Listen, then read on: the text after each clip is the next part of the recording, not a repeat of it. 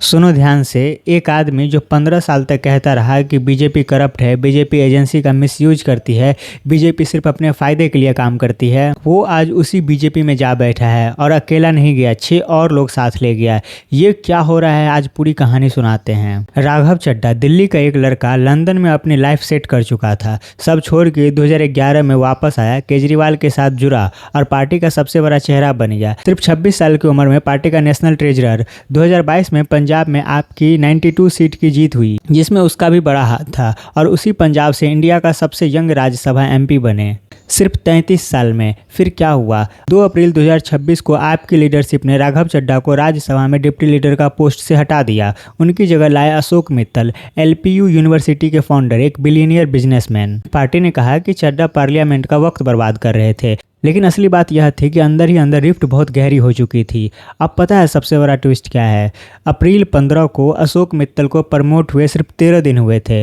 Enforcement directorate यानी ED ने उनके घर, उनके ऑफिस और एलपीयू कैंपस पगवाड़ा पर एक साथ रेड्स मार दी। रेड्स FEMA यानी फॉरेन एक्सचेंज मैनेजमेंट एक्ट के तहत थी। एलिजिड फाइनेंशियल इरेगुलरिटीज का केस था। केजरीवाल और भगवंत मान ने यह कहा कि ये पॉलिटिकल वेंडेटा है। बीजेपी सेंट्रल एजेंसी का मिसयूज कर रही है अपने नए राज्यसभा लीडर को डराने के लिए। बीजेपी ने यह कहा कि ये एंटी करप्शन एक्शन है। अब आप ही सोचो, जो आदमी 13 दिन पहले प्रमोट हुआ, उसी के घर ईडी पहुंच गई। ये कोइंसिडेंस हो सकता है?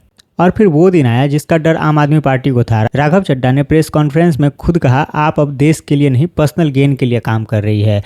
मैं सही आदमी हूँ, गलत पार्टी में था। और इसके साथ स्वाति मालीवाल, हरभजन सिंह, संदीप पाठक, अशोक मित्तल, रविंद्र गुप्ता और विक्रम सहनी, कुल 7 राज्यसभा एमपी ने आप छोड़ दी। आपके पास राज्यसभा में सिर्फ 10 एमपी थे, उनमें से 7 ने पार्टी छोड़ दी और बीजेपी में मर्ज हो गए। चड्ढा ने कहा, हम मोदी जी के लीडरशिप में देश के लिए काम करना चाहते हैं। तो ये है एक तरीके की पूरी कहानी। जो आदमी कहता था बीजेपी एजेंसी का मिसयूज करती है, उसी बीजेपी में चला गया। जिस अशोक मित्तल के घर ईडी रेड हुई, वो अब बीजेपी में आ गया।